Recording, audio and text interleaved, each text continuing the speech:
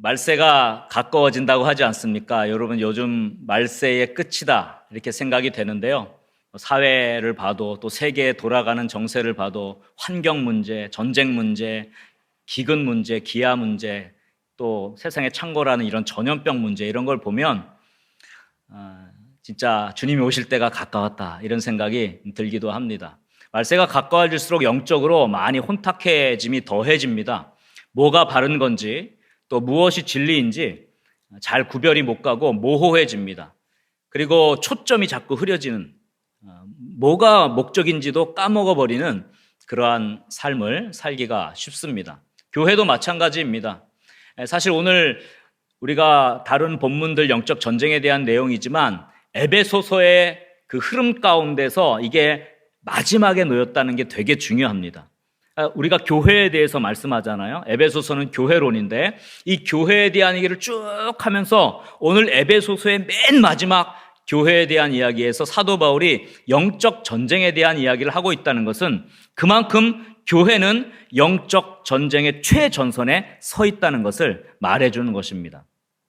그래서 교회는 또 나는 거룩한 문 성문교회입니다라는 우리 주제를 가지고 왔듯이 우리가 걸어다니는 교회잖아요. 우리 그리스도인들이 어떻게 영적으로 분별하고 또 초점을 다시 재정비하고 본질을 회복해야 될지에 대한 아주 강력한 권고이자 하나님의 명령이 오늘 본문에 들어있는 것입니다.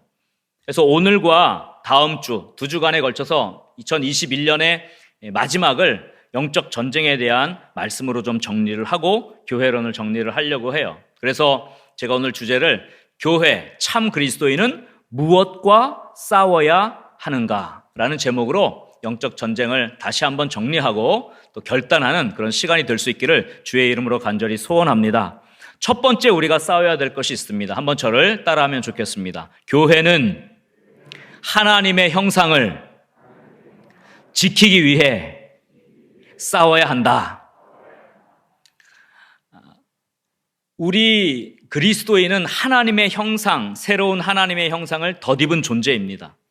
근데 이 사회, 문화, 구조 모든 악한 마귀의 간계는, 오늘 성경에 따르면 간계는 우리로 하여금 그 하나님의 형상을 잃어버리도록 우리 하나님의 형상을 파괴하려고 하는 그런 모습들이 너무 많아요.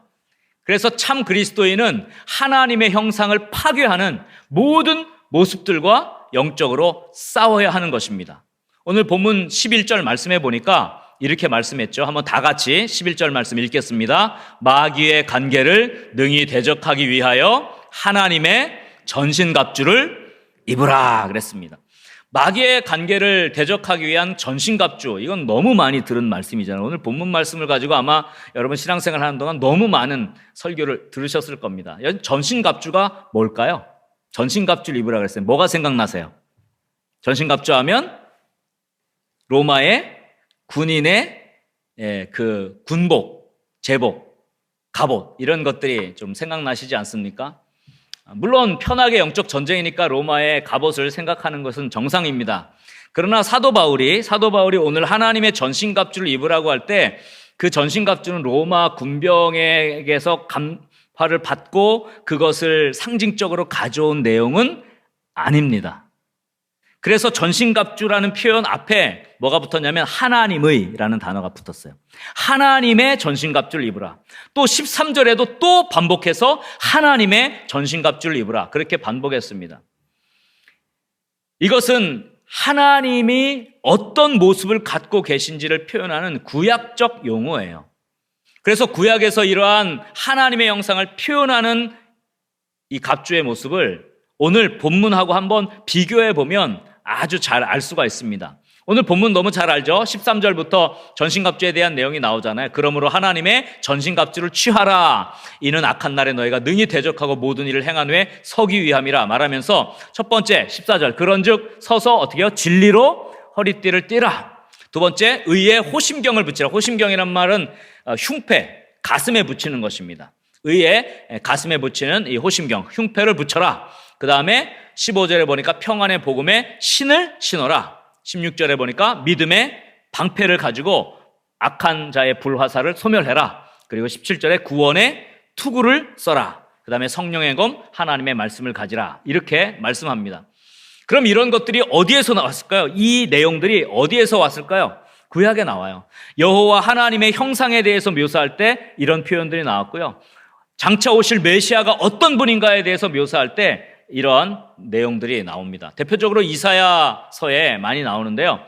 이사야서 11장 4절 하반절부터 5절까지의 말씀에 보면 이런 말씀이 있습니다. 그의 입에 막대기로 세상을 치며, 이것은 말씀을 가지고 한다는 말씀입니다. 그의 입술에 기운으로 악인을 죽일 것이며, 근데 이 기운이라는 단어가 원래 이게 히브리어잖아요. 그것을 헬라어로 번역한 성경이 70인경이에요. 그래서 주로 초대교회 성도들이 구약을 볼 때 이 70인경을 많이 봤거든요. 헬라어로 번역된. 근데 이 입의 기운이 뭐냐 하면 푸뉴마예요.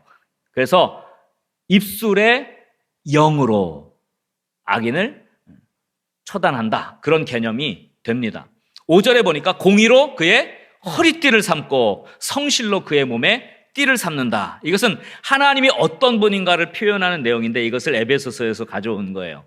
또 이사야서 59장 17절 말씀해 보면 이렇게 말씀해요. 공의를 갑옷으로 입으시며 삼으시고 구원을 자기 머리에 써서 어떻게 해요? 투구로 삼으시고, 구원의 투구가 여기서 나온 거예요. 이사야서 59장 17절에 나오죠. 그 다음에 보복을 속옷으로 삼으신다. 열심을 입어 겉옷으로 삼으신다. 그렇게 말씀을 합니다.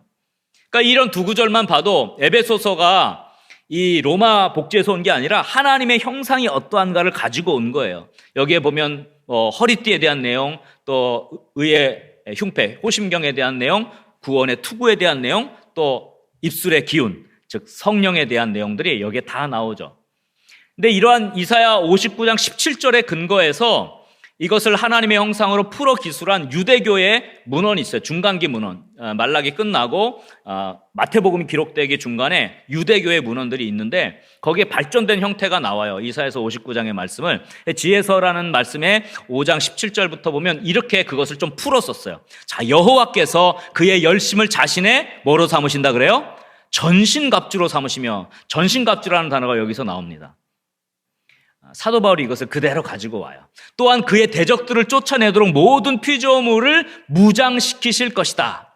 그분은 의의 호심경을 붙이실 것이며, 정확하게 의의 호심경이란 말이 여기 나옵니다. 그리고 공평하신 정의를 투구로 삼으실 것이다. 그는 거룩을 무적의 방패로 취하실 것이며, 방패에 대한 이야기, 준엄한 진노를 칼처럼, 성령의 검이죠, 칼처럼 날카롭게 하실 이이시다 라고 그렇게 이야기를 합니다. 이사야서의 구절을 확대해서 이렇게 적어놓은 유대교의 하나님에 대한 형상의 모습이에요. 여기에 보면 이사야서 본절에는 나와 있지는 않지만 파노플라라고 하는 전신갑주라는 단어가 그대로 나오는데 사도 바울이 이것을 에베소서에 그대로 갖다가 쓰고 있습니다. 그러니까 사도 바울이 이 에베소에서 전신갑주, 하나님의 전신갑주를 얘기할 때는 하나님의 형상, 영광의 왕으로 오시는 하나님의 형상, 메시아의 형상을 가리키는 단어로 쓴 거예요. 여기 이제 방패에 대한 이야기도 나오죠.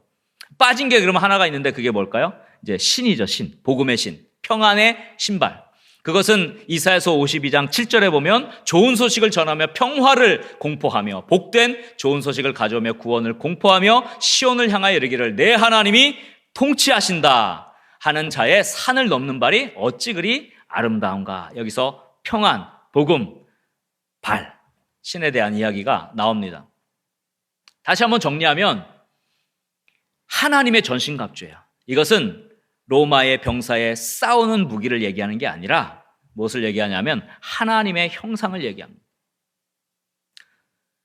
마귀의 간계, 마귀의 괴계를 물리치려고 할 때 우리가 하나님의 전신갑주를 입어야 한다고 하는데 그것은 뭘 말하냐면 하나님의 형상을 갖추어라. 그것을 의미합니다. 영적 전쟁에서 여러분 대단한 것들을 해야 되는 게 아니라 제일 중요한 것은 하나님이 우리에게 주신 그 하나님의 형상을 유지하고 지키는 것이 영적 전쟁의 가장 중요한 기초 원리라는 것입니다.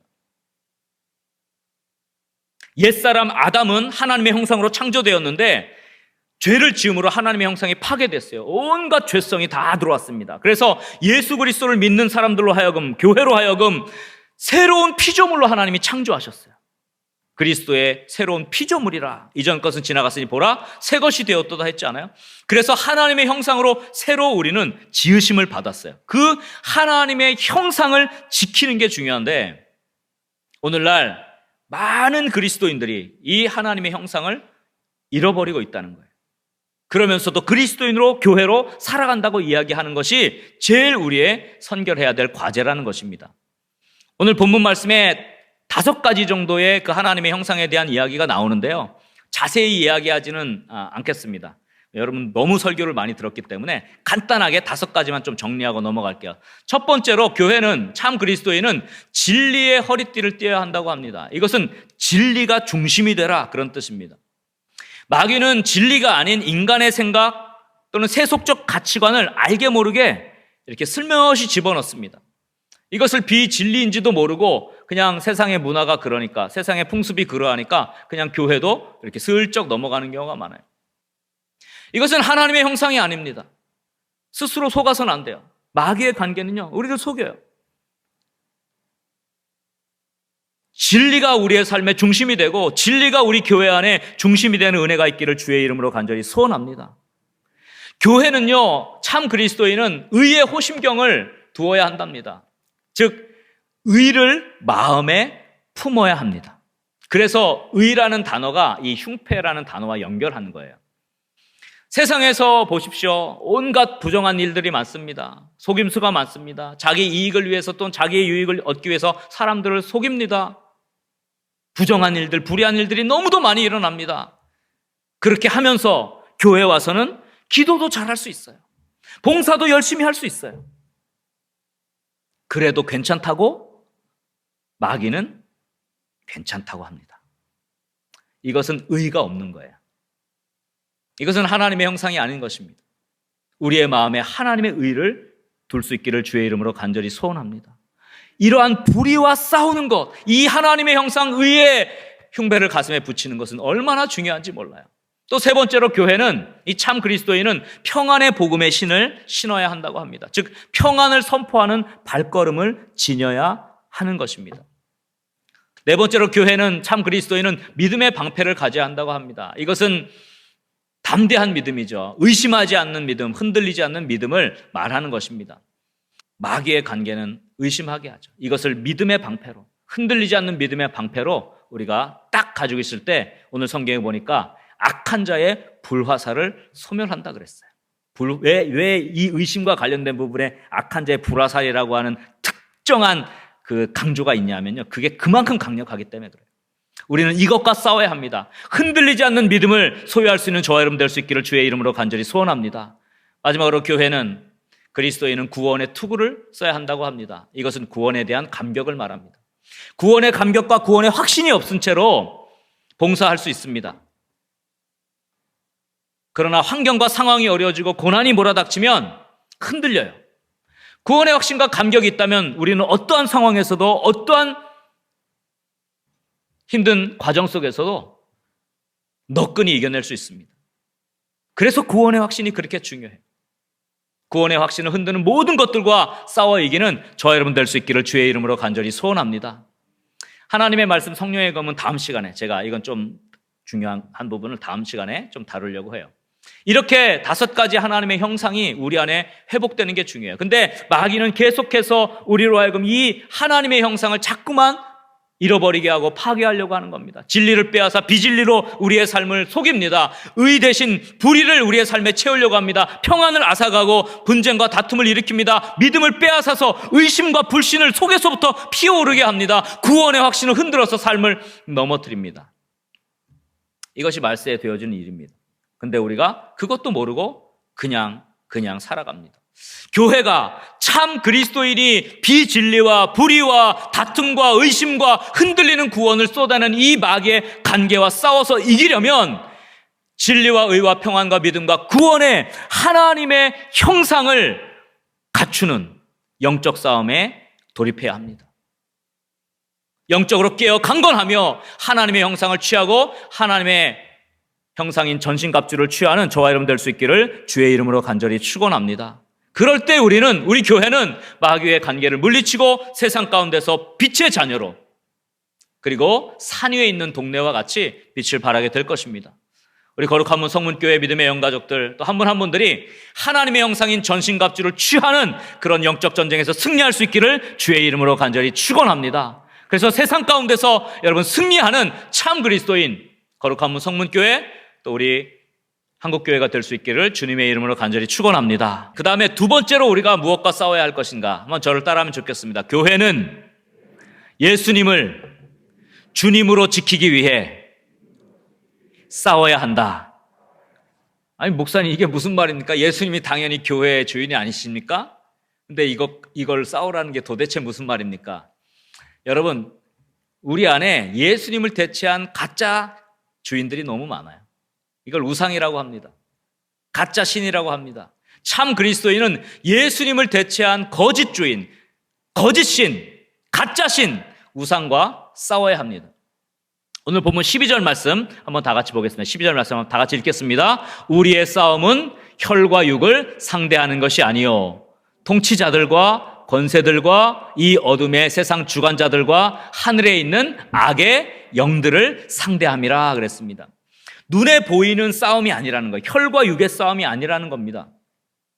겉으로 보이는 사람, 겉으로 보이는 상황, 겉으로 보이는 어떤 것들과 우리가 싸우는 것이 아닙니다. 그 배후에 보이지 않게 역사하는 영적 배후와 싸워야 한다고 합니다.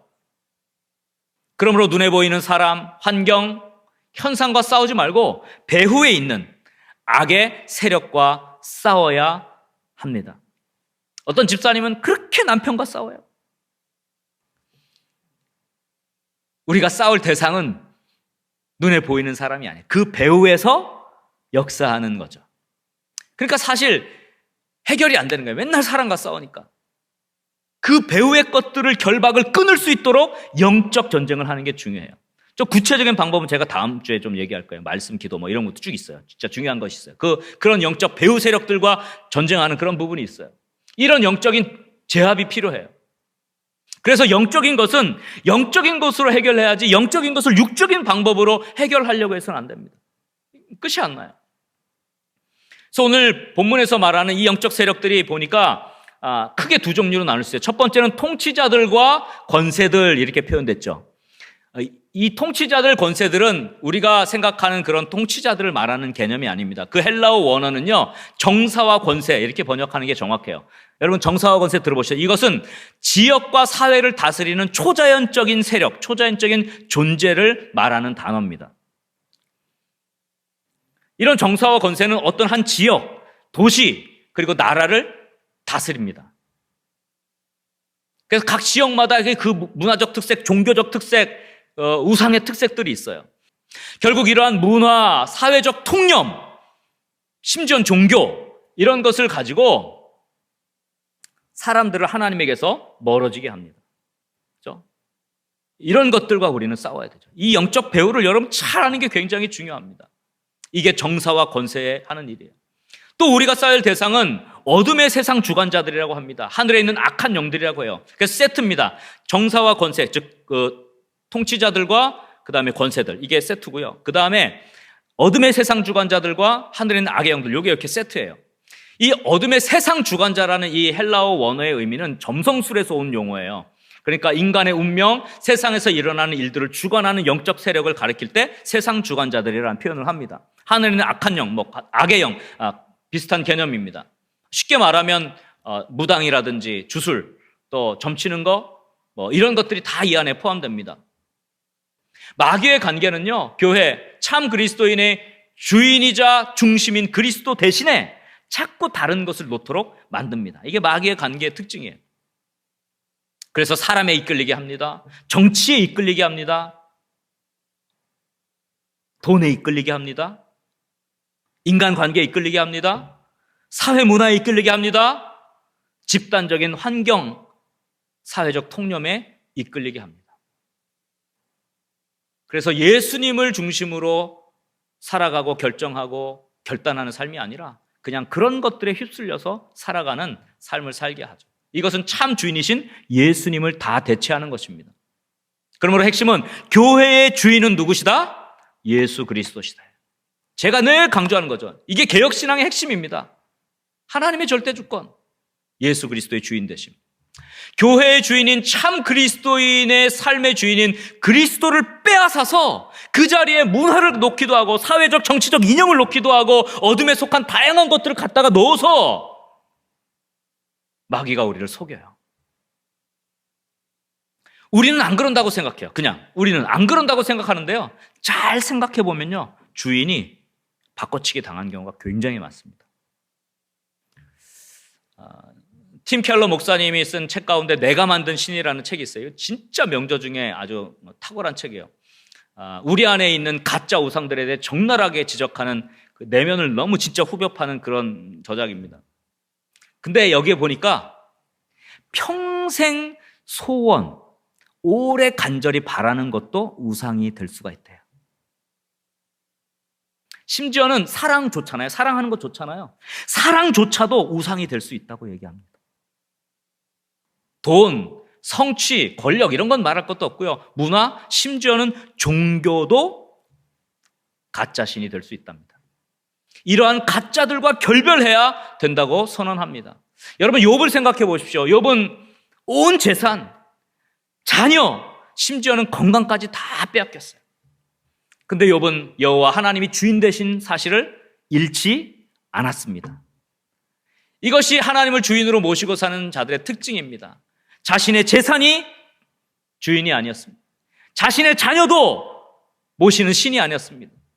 자신의 건강조차도 하나님을 대체하는 신이 될 수가 없었습니다. 이게 욥의 믿음이에요. 여러분, 아브라함 보세요. 아브라함에게 왜 하나님이 100세에 낳은 그 귀한 아들을 바치라 그랬겠어요?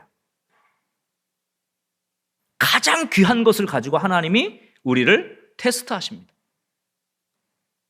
왜? 이삭이 뭐가 될 수 있어요? 하나님을 대체하는 가짜신이 될 수 있기 때문에. 하나님이 그것을 시험하십니다.